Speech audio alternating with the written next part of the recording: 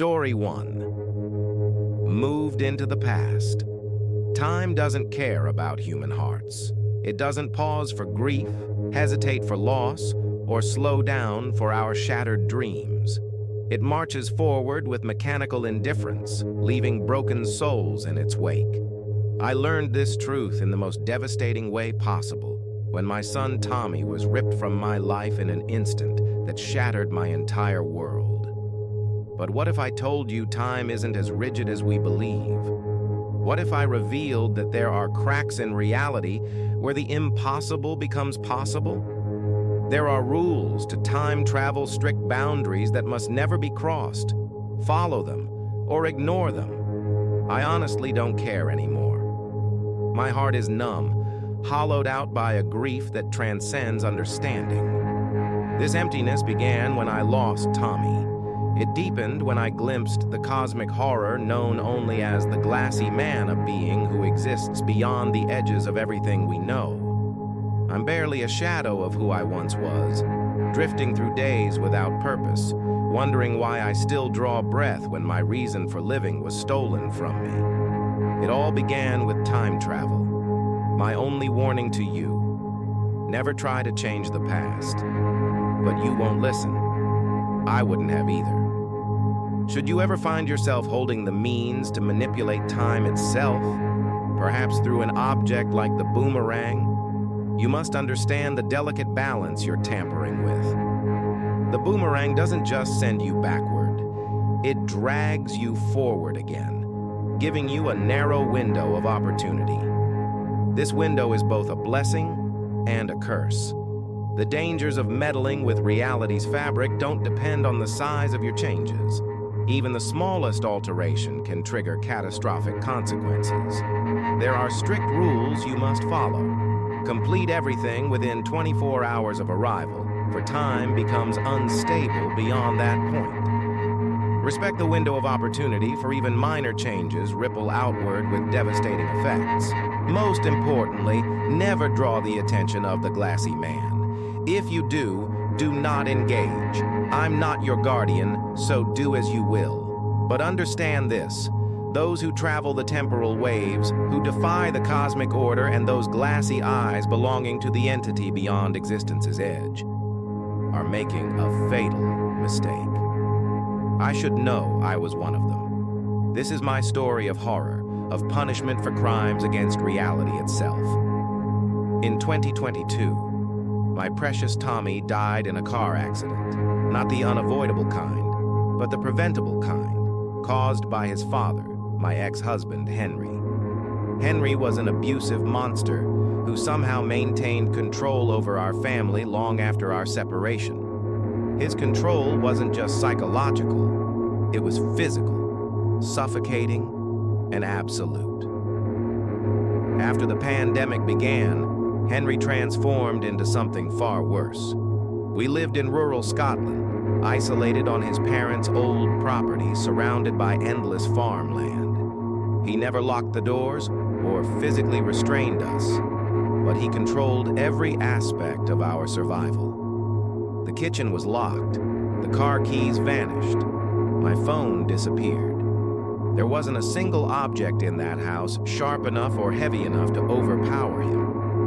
We tried to escape multiple times, Tommy and I, but we never made it more than 10 miles through the wilderness before exhaustion and hunger forced us back. Henry would meet us with smug satisfaction, feeding Tommy while starving me for days as punishment. The outside world moved on from lockdowns while we remained trapped in Henry's personal prison. A welfare check finally freed us when teachers noticed Tommy's absence and my uncle reported my silence. I thought justice would prevail. I was wrong. Henry's wealth bought him the best lawyers, and his charm convinced the jury he was merely an anxious father protecting his family from the virus. Shared custody was granted. 1 year later, during a drunken stupor, Henry drove Tommy off a country road and into an oak tree. Both were pronounced dead at the scene. My grief consumed me completely. I barely registered the world around me for weeks. But this tragedy isn't the horror story you're here to hear. You want to know about time travel. You want to know about the impossible. My neighbor Bradley Hall approached me with wild eyes, claiming he could help me save Tommy. There's a way to go back and fix things, he insisted, producing a small metallic pebble from his pocket. Lisa Monroe gave this to me.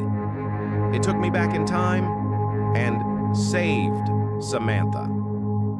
I knew Lisa, her daughter Samantha, had been in a coma for years after a biking accident. Bradley claimed Samantha had died in the original timeline before he used the boomerang to save her. He insisted reality had changed because of his actions, and in this new timeline, Tommy was dead because of what he'd done. Rage consumed me. I nearly strangled Bradley where he stood, but he offered me the boomerang, explaining the rules. I had 24 hours before time accelerated unnaturally. I must keep my goals narrow and not become greedy like Lisa Monroe, who had pushed too far. And above all, I must never engage with the glassy man, the cosmic enforcer who judges those who meddle with time's natural flow. I didn't believe in cosmic entities. I only believed in getting my son back. The boomerang felt both cold and warm in my palm, whispering to me in a frequency only my soul could hear. Suddenly, time slowed, then stopped, then reversed. I watched my world rewind as the boomerang flung me backward through time back to the Friday afternoon when Tommy was still alive, 48 hours before his death. I found myself standing outside my old house, seeing through the window my 11-year-old son playing video games on the living room sofa. "Tommy!" I cried, rushing across the street and bursting through the front door. He jumped at my entrance, complaining I'd made him lose his game. "I love you, Tommy," I sobbed, clutching him tightly while he squirmed uncomfortably. "Is this because I'm going to Dad's this weekend?" he asked. I knew I had to prevent that visit. "Pack your things," I told him firmly. Tommy sensed my urgency and complied without argument. Within minutes, we were in my car, driving away from Henry's reach. I ignored his frantic calls and messages as we traveled across the country, eventually stopping at a hotel in a small town called Heavens. For the first time in months, I slept peacefully, knowing Tommy was safe beside me. But my rest was short-lived. In the dead of night, I awoke to the feeling of being watched. Peeking through the curtains, I saw him standing in the hotel parking lot, a silhouette with two blazing white pinpricks where eyes should be. The glassy man had found me.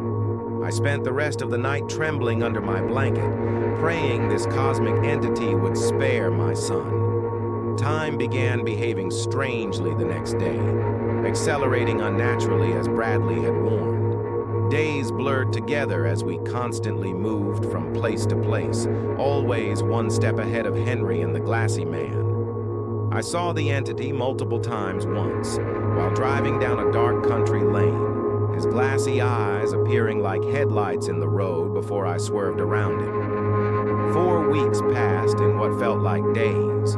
We lived in hotels and sometimes my car, avoiding police who were searching for us after Henry reported me for kidnapping. Family and friends left worried messages, but I couldn't risk stopping long enough to explain. The glassy man's presence grew stronger. I could feel his gaze everywhere, a constant reminder that I was defying universal laws. One night in yet another hotel room, Henry found us. His voice echoed from outside our window, calling for Tommy and me. "I love you both," he shouted, his tone shifting between concern and rage. "I just want you to get the help you need." Tommy wanted to surrender. He believed running had only made things worse. But I knew the truth. Something far more terrifying than Henry was hunting us. I ushered Tommy toward the fire exit, but Henry was already inside the building. "Run!" I screamed as he lunged toward us.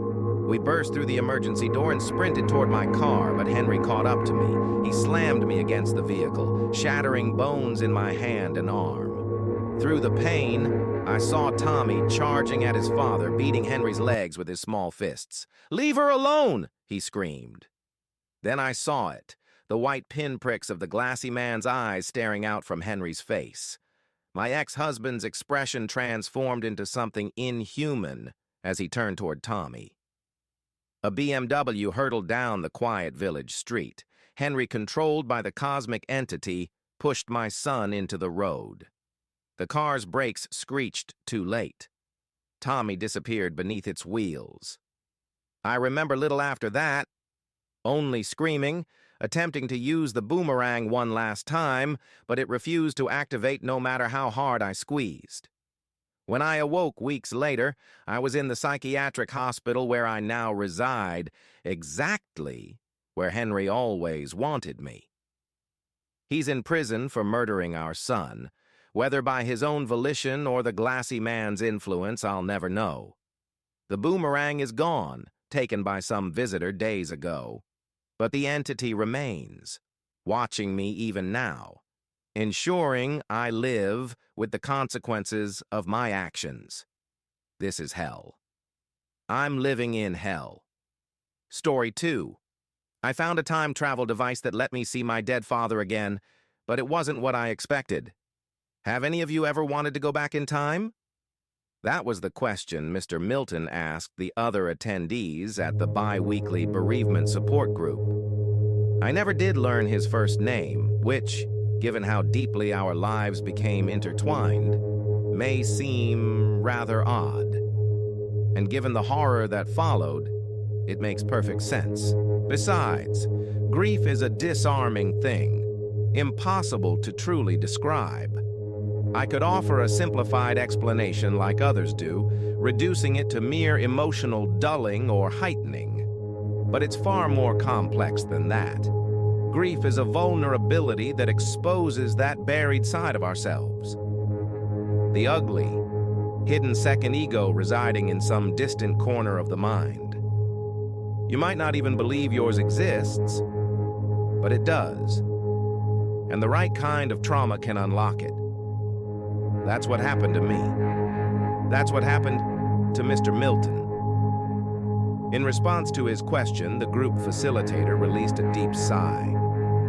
Sure, I think we've all wanted to turn back the clock and see our loved ones again. Mr. Milton nodded but said nothing. He continued looking down at his twiddling thumbs. The man appeared to be in his late 40s, with graying hair, a slight build, and rimmed glasses. He was what some members teasingly called fat thin. One of those whose strength came from hard labor rather than gym routines or healthy eating.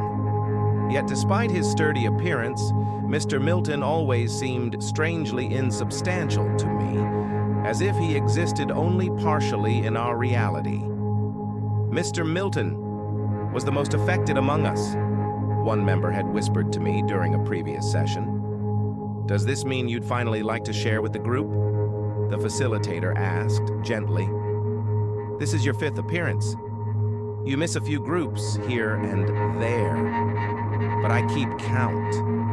I'll always respect your right to share, but how about you start with your name? The man shrugged. Mr. Milton will do. Well, that's fine. That's great. It's just nice to hear you speak. Mr. Milton, would you like to tell us a little about yourself? No pressure, of course. Mr. Milton grumbled. I think I'd rather listen. I find it immensely helpful. Take Sarah, for instance. My eyes widened as I snapped out of my absent-minded state. Why had he said my name? Your story? Mr. Milton continued, his magnified eyes studying me intently. It was so like my own. The emotions you described, the resentment, the anger. You're just like me, and I've needed to find someone like that. Those words unsettled me deeply. Even now, they carry an unnerving weight. Yet nobody came to my aid. As I said, grief disarms us. We all assume Mr. Milton was simply like us. Heartbroken, not himself. Forgivable for his oddities. My instincts warned otherwise, and I should have trusted them. I shifted uncomfortably in my seat. Well, I'm glad my story helped you. I'm so sorry for your father, I offered weakly. Mr. Milton interrupted softly. Losing a parent is... I'm sorry. Losing anyone is hard, I mumbled. Do you mind me asking who you lost? My wife, Mr. Milton replied quickly. But that's enough. Okay. Lucy, the facilitator, interjected smoothly before our conversation could become heated. As I said before, Mr. Milton, there's no pressure to share, but I'm so glad you've opened up just a little today. You're right. Listening to others is helpful. I just want you to know we're here for you, too. That's nice, the man whispered coldly, his gaze still fixed on my face. I began to feel increasingly unsafe. I don't know whether the other group members were unaware of Mr. Milton's sudden fascination with me or chose to ignore it, given the nature of our collective trauma. Whatever the case, for the remaining half hour, I barely focused on anything being said. I stared at the floor, trying to ignore Mr. Milton's unnerving stare. At 9:00 p.m., when the session ended, I hurried across the town building to the dimly lit parking lot. I rummaged in my pocket for my keys while standing beside my Nissan Micra. So close to freedom, to safety, however small and confined that vehicle might be. But before I could get inside, I heard what I had feared, what the raised hairs on my neck had predicted. Pursuing footsteps, every woman's greatest fear. "Wait!" yelled Mr. Milton's unmistakably weathered yet insistent voice. "Sarah, wait!" Against my better judgment, I turned and froze in terror as the wheezing man rushed toward me. "And this is how I go," came that resigned, terrified voice in the back of my mind. Thankfully, he stopped about 3 or 4 feet away, panting heavily with hands against his knees. "Are you okay?" I asked weakly, thumbing the button on my car key. I winced at the digital bleep, scared it might provoke an aggravated response from him, that he might become angry simply because I was trying to escape. But he was focused on something else. He was a single-minded man. "Oh, blame me," Mr. Milton spluttered. "You move quickly. Listen, I wanted to ask you something." "I have to get home," I choked out, fumbling with the driver's handle behind my back. I watched other group members head to their vehicles, which comforted me slightly, but I knew the parking lot would soon be empty. Just Mr. Milton and me. My heart pounded in my chest. I had to escape while people were still around. The man struggled to catch his breath. "Look, I see you feel apprehensive, but just hear me out. Golly, I'm wounded. My mom's waiting for me," I croaked, clicking the door open. It wasn't a lie. I had moved back home after Dad died because I was worried about my mother living alone. She had been severely depressed. "I would be happy to talk during next week's support session," I offered. "You and your mom need what I'm offering," Mr. Milton half barked. I didn't like the sound of that at all. Most frightening of all, nobody in the parking lot seemed to notice my discomfort. They hadn't noticed it in the well-lit meeting room either. Why should I expect them to see it now, in this unlit space? Before I could respond, he repeated his earlier question. "Have you ever wanted to go back in time?" "I'm going to get into my car now, because I don't feel comfortable," I said firmly. "Wait, just wait." It wasn't a rhetorical question, he said hurriedly, fishing around in his pockets as I lowered myself into the driver's seat. Slow, steady movement seemed safest. "Before you shut the door, just take a look at this." I don't know why I kept the door open. I've never been particularly curious, never more curious than anxious at any rate.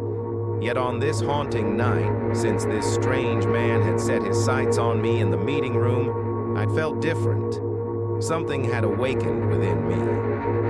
A truth I hadn't wanted to admit. Beneath my fear, I was desperate.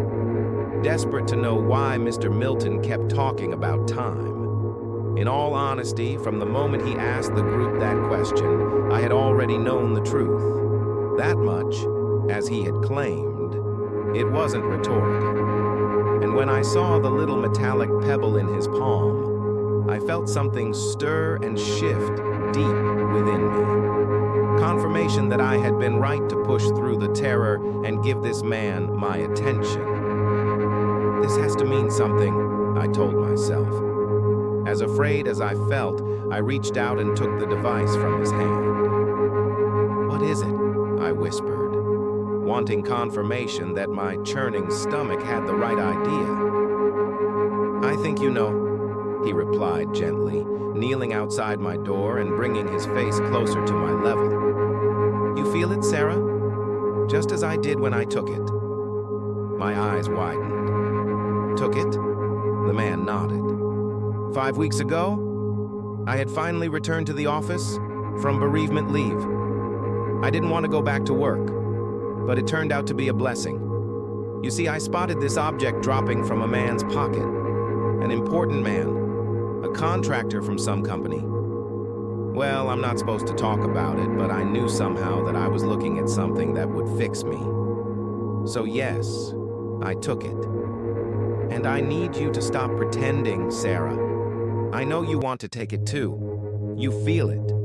That's why I chose you. Chose me? I repeated internally, my face likely turning pale.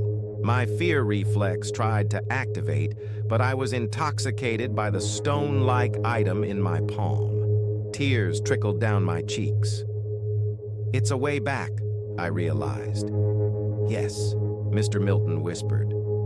I somehow understood the device just by looking at it, just as you do now. Like it was calling to me. Like something from time itself was calling to me, calling me toward it.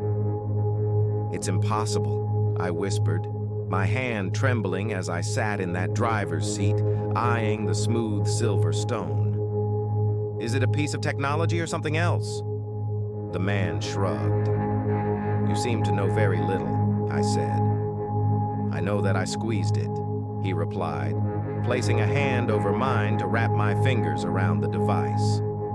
It slowed my heart, slowed every organ in my body. The world around me came to a crawl, then a total stop. And after a few moments of pause, the chain of time started to pull backwards, slowly at first, then at a pace too quick to follow. Time raced a year backwards, and finally slowed to a stop again. I had reached a time when Liv was still alive. For 2 blissful days, time passed at a normal rate. I got to relive those hours with my darling wife. But then, to my horror, time sped up again.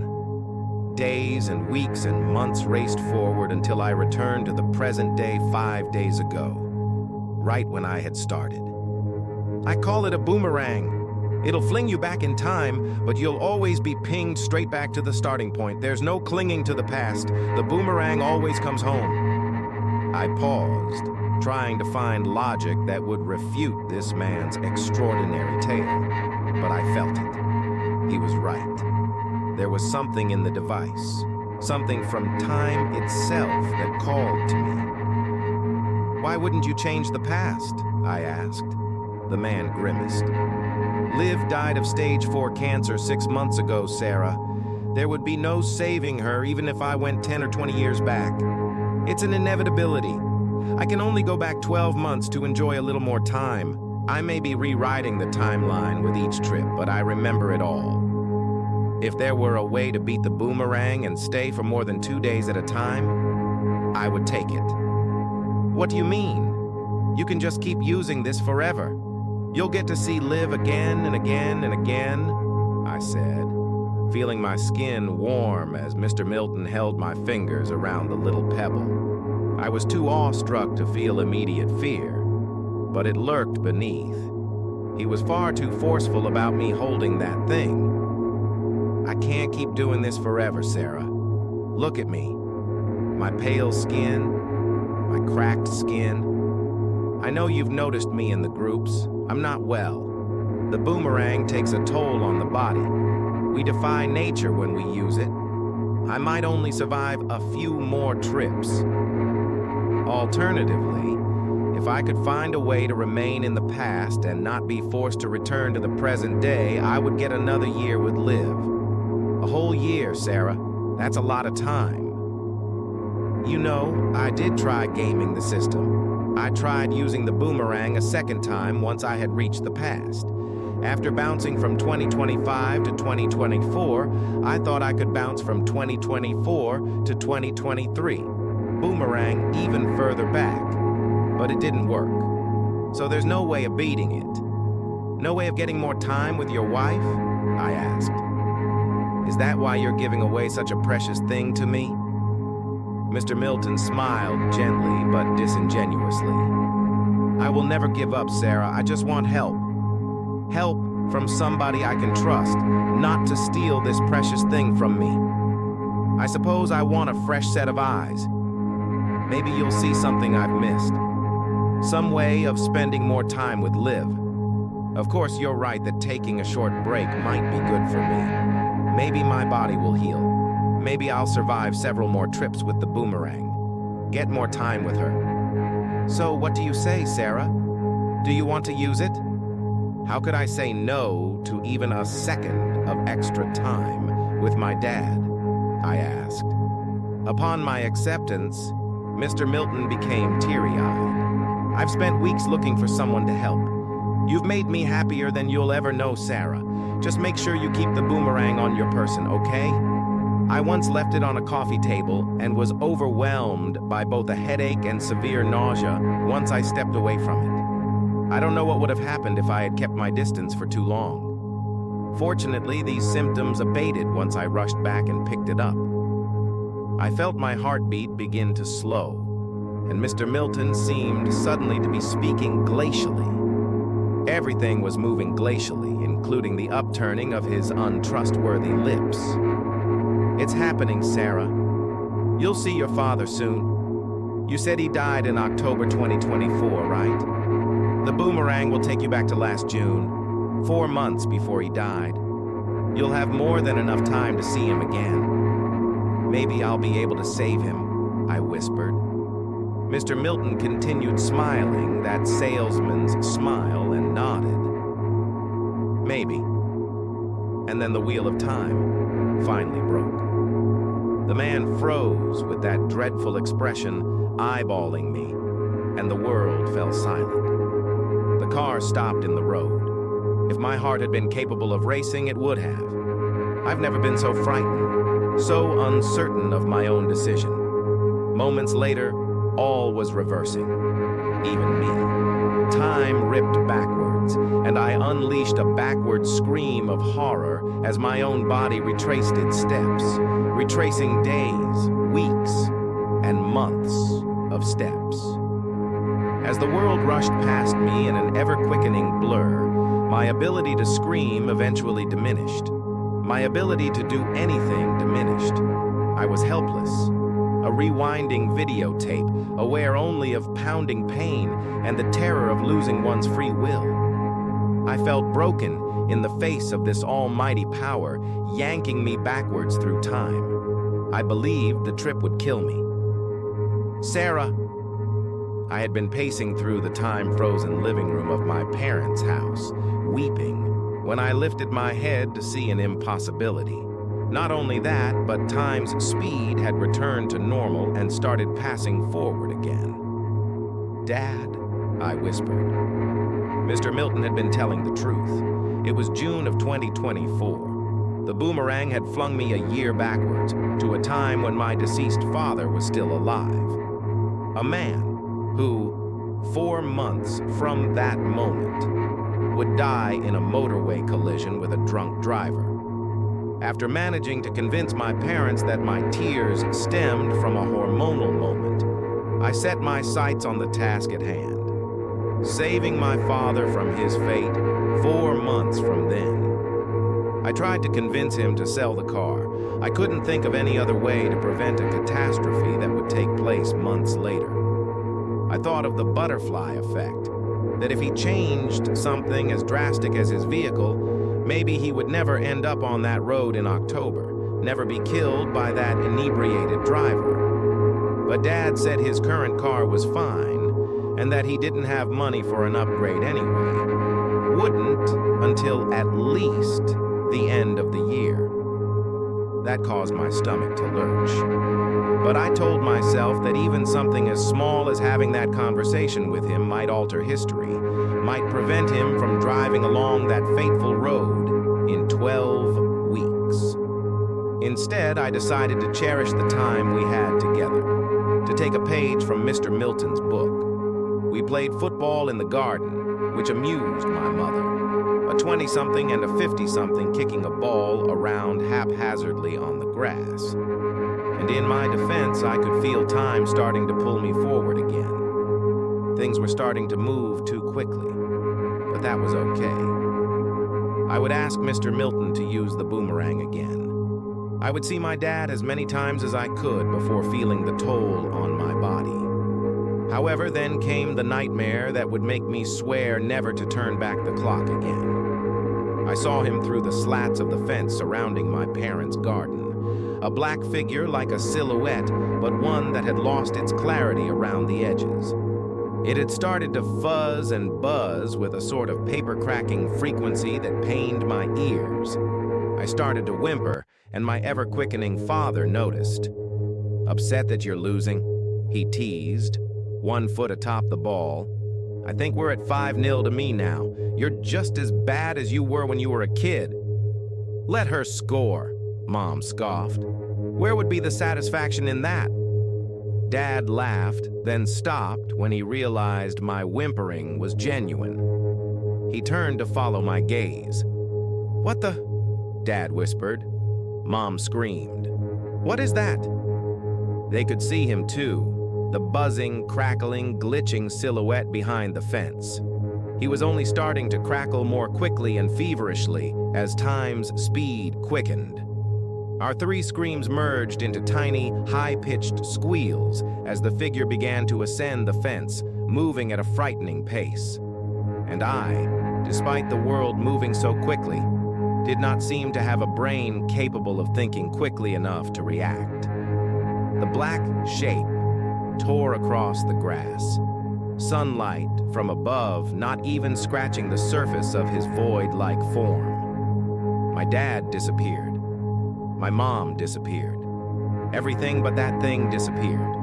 I couldn't tell what was happening. I felt the world and its colors start to merge and blur as the man approached. The last thing I saw was that blackness filling my vision. The last thing I felt was one of its hands clawing at me. I screamed this time, forward and quickly, as days, weeks, and months raced forward. I don't know what I saw that day or how I survived it. But when I returned to the present day 1 year later, I was no longer sitting in my car. I was standing outside the town building following a bereavement session. The heartbreaking sign that I hadn't saved my father, and Mr. Milton was standing in front of me. "You're back," he murmured. "That was risky. God, what a rush." I have memories of 2 different timelines, 2 different versions of history. It must be the boomerang. Must be something it does to the people who use it, I said, trembling as I handed the device back to him. Then I looked down at my blouse. With ginger hands, I lifted it to reveal 3 claw-shaped marks across my midsection. Mr. Milton's eyes widened. "What happened to you?" I started to blubber. It attacked me. Why didn't you tell me about it? A silhouette? A figure? It came for me." His eyes widened further. "You've been talking about that over the past weeks." "What?" I whimpered. "While you were boomeranging forward in time," Mr. Milton explained. "We may rush forwards through time, but we still live it, still experience it, though perhaps only in a ghostly sense. After all, until the day I first talked to you, I'm sure I didn't quite see myself now, did I? Not quite present, I mean. Anyway, You won't remember the new events of the past year for anywhere from a few minutes to a few hours. It takes the brain time to catch up. It's hard to remember the things we've done while racing forwards at such speed. Anyway, you talked of a black shape watching you. Said that it tried to kill you in your parents' garden and disappeared once the boomerang started pulling you forward. You were hazy about what happened after. Wait a minute, I interrupted. Why is my father still dead? You implied that even though I moved at a speed too fast to remember, I still lived through the last year, right? Well, why didn't I do something in October to stop Dad from getting killed by that driver? I had all my memories from the future. I could have done something. It wasn't the driver that killed him, Sarah, Mr. Milton whispered, looking down at the boomerang with something verging on shame. But then he shrugged it off. It was that thing in the garden. I dropped to the floor. All the pain rushed back to me. Grief that felt twofold from two different deaths of my father. Two timelines that I remembered. Why have you done this to me? I don't ever want to see you again. And if you have any sense, you'll destroy that boomerang or bury it so nobody else is ever tempted. It didn't just kill your father, Mr. Milton continued, eyes pooling with tears. I'm sorry, Sarah. And then I remembered the other horror. 3 weeks after Dad had been killed by that thing, Mom had been driven by madness. Madness that not only was passing, but had witnessed a force she did not understand. She had taken her own life, and I didn't blame her. The nightmare had fractured me, too. I remembered my dad lying on the grass. The silhouette had gone, not of its own volition.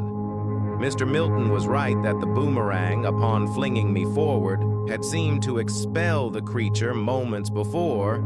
It likely would have torn me to shreds, too. And I'm not being forthcoming with you, the man quietly admitted. I've seen this figure, too, countless times. I looked up at him with eyes of rage. You didn't tell me. You just let me use that thing knowing I was putting myself in danger, knowing I might. It never hurt me, Mr. Milton insisted. It only watched. Always watched. Never touched. I began stepping down from the town building toward my car. I don't ever want to see you again. But your mother, he whispered. We've been talking about this for weeks. That as soon as you finished boomeranging back to the present, you would go back in time, try to save them both this time. She was never meant to die. And you killed her, I screamed, face stained with tears. You came into my life 2 days ago, or what feels like 2 days ago, and promised to bring my father back to me. But instead, you took both him and my mother away. We have to try, Sarah, Mr. Milton insisted, following me across the unlit parking lot once again. That was what you said. Why do you care? I cried, turning to face him. I didn't learn anything. I didn't find some way for you to get more time with your wife. That boomerang is going to kill you. One try was enough to nearly kill me. Listen, Mr. Milton said, when your memories come back to you, and you remember the months of grief over your mother, you'll also remember that you wanted to try again. Maybe that ghostly, half-present version of me wanted that. You're right. I saw you during the sessions, zonked out and inhuman. And even now, when you seem fully present, you still give me the creeps. So don't come near me ever. Keep it, Mr. Milton said, thrusting the boomerang into my hand. I'll see you at the support group in 2 weeks, and we'll talk more about how you're feeling then. I wanted to thrust the device back into his hands, but the man stepped aside to let me get to my vehicle. I wasn't going to pass up the opportunity to escape him. I got home, collapsed in bed, and rotted away there for the entire weekend. The device sat on my bedside table, mocking me, begging to be used again. but every glimpse of the marks on my stomach while I showered reminded me that the horror I had endured was real, that I wasn't going to let that happen ever again. As the next 2 weeks went by, I focused on work and friends, trying to make sense of the two sets of timelines in my head. My journey into the past had changed quite a few small things in my daily life, dynamics with relationships and so forth, but I still remembered the old events of the past year. I hoped those outdated recollections of a dead timeline would fade with time. The worst part was realizing Mr. Milton had been telling the truth. I did have the urge to use the boomerang again, an urge to save my mother, even after how horribly wrong it had gone with my father. He was meant to die, I told myself. My mom wasn't, and that was what spurred me to do it. Mr. Milton pulled me aside at the end of the bereavement group session, and there was a smile on his face, even less pleasant than the first time. There was a smugness to it. "I knew you'd come around," he said before I had even spoken a word. "A couple of weeks with the boomerang is all it takes. This will be the last time," I warned. "I'm going to find a way to save my mother, and then I'll never use it again. Okay, you do what you want with it, but never involve me." Mr. Milton nodded. "And do you mind, just before you go back, letting me use it? Letting me go on another trip to see my wife?" I frowned. Now that I've used the boomerang, I remember everything, don't I? "So, this time, if you change the timeline, I'll remember the old one, right?" The man sighed.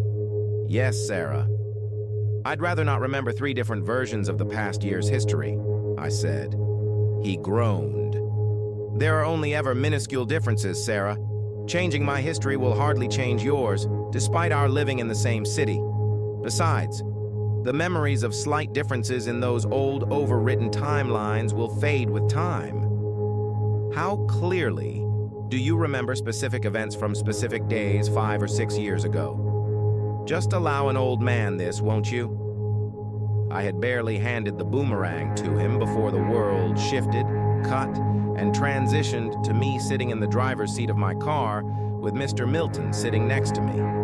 "Jesus," I gasped. "Thank you," he whispered. "It's been a long 2 weeks. I needed my fix."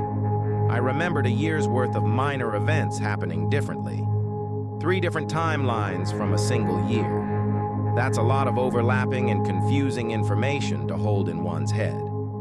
Just remember that the old timelines no longer happened.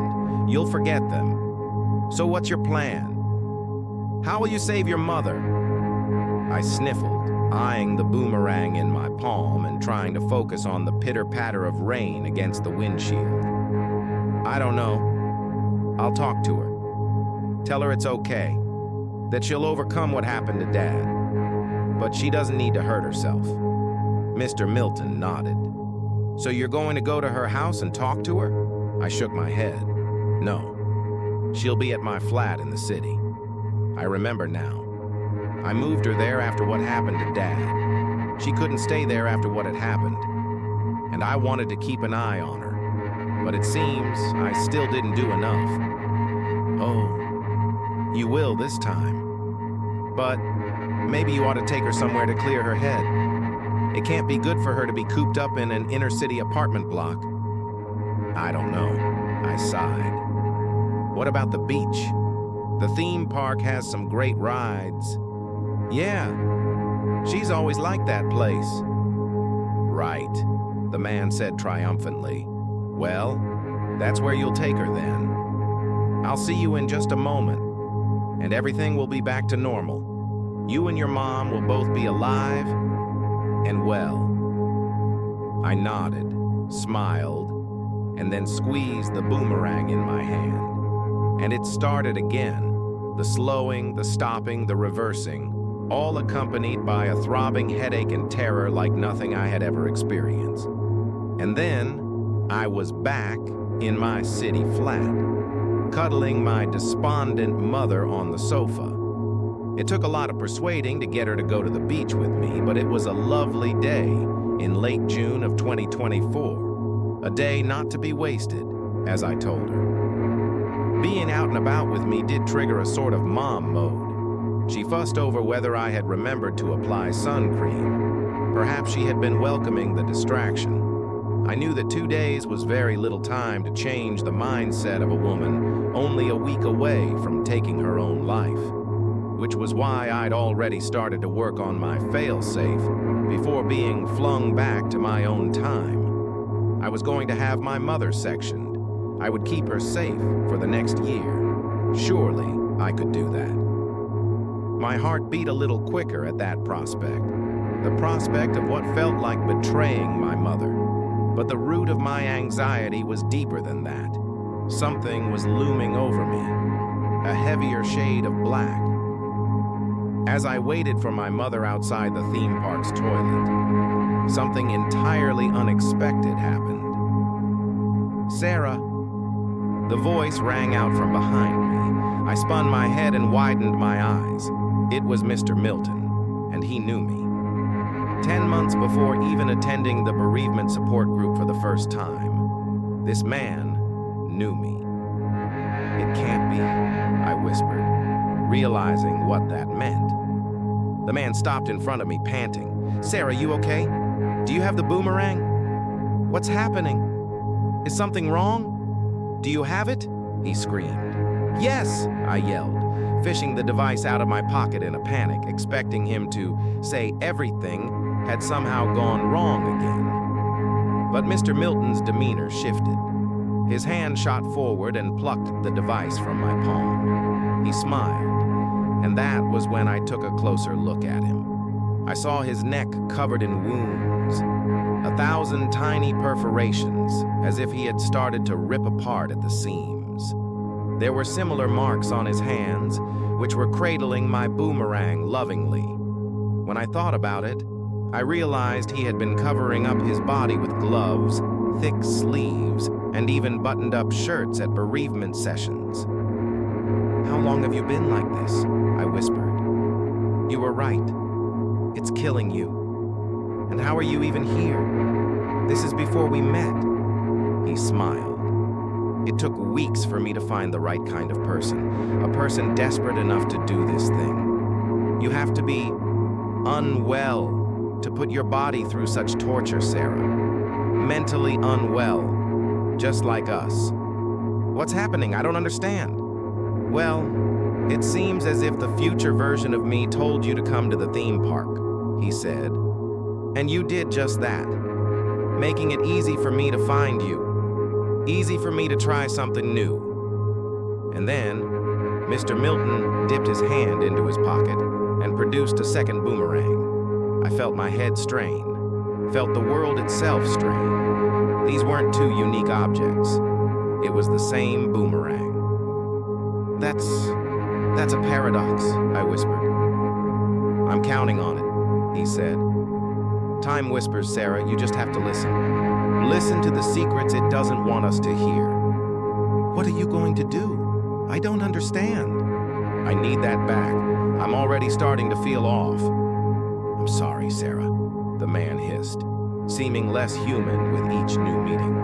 "I'm going to use them both simultaneously, and if that doesn't work, I'll find a way to use 3 and then 4 and then 5. I need to confuse time itself. That is the way to beat it. This truth was spoken to me. You've gone insane.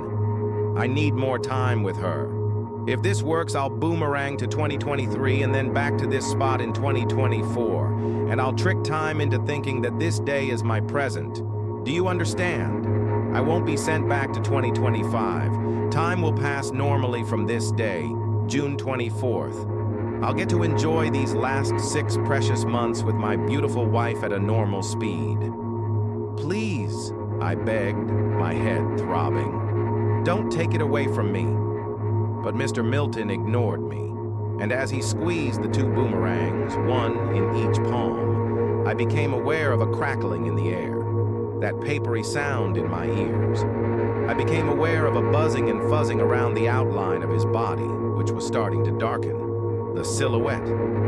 I shrieked as I contemplated what this man was going to do to me. Worse than the pain he had inflicted upon me by handing me the boomerang in the first place. He was leaving me there. That black shape vaporized. He became immaterial right before my eyes, slipping into some hidden crevice of reality itself. And then mere moments later I felt it. The headache, the nausea, all the symptoms Mr. Milton had warned would come if I were too far from the device while it was boomeranging. Again, I prepared to die. But there are more terrifying fates than even death, than even the cracking, silhouetted form of Mr. Milton haunting me through space and time. My heart continued to quicken, and then began this terrifying new phase of my existence that I've come to call rubber banding. You see, without the boomerang in my vicinity, I did not ping back to the present day. I didn't return to my normal life. I didn't get to see whether I would save my mother with that one lovely day at the theme park. I didn't even see whether Mr. Milton had succeeded in his attempt to trick time and spend 6 more months with his wife.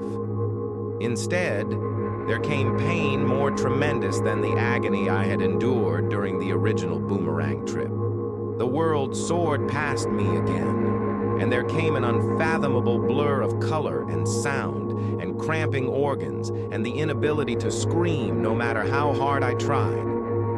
When time slowed to a crawl, I found myself in some wasteland of a city, some dystopian, uninhabited version of my home city.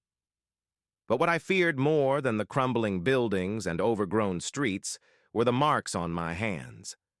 Running through my flesh, just like those on Mr. Milton. Time had physically torn through my flesh, and I feared I would become him, given enough time. You see, the boomerang had always pushed me through time within my own body. But now my body had clearly been removed from its time, and that horror was too much for even the universe to bear. After a few hours of lying in the rubble, sobbing at the impossibility of it all, the merciless teeth of time tore through my flimsy flesh again, punishing me for my sacrilegious act against reality itself. The world swirled, and I found myself in the distant past, Victorian London. My hands looked bloodier, more cut, and more bruised.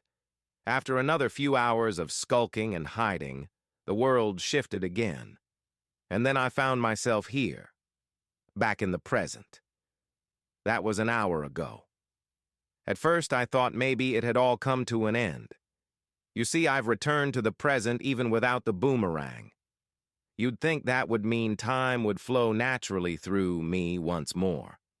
But I still feel that quickening of my heart. Feel that another ping to some distant time. Perhaps at the heat death of the universe lurks just around the corner. And that terrifies me, as I won't survive more than another round or two of rubber banding. I'm covered in deep gashes across my body, and I think I might have some fractured ribs because I'm struggling to move.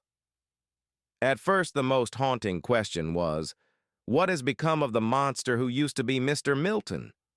Now it is. How long before time rips me to shreds?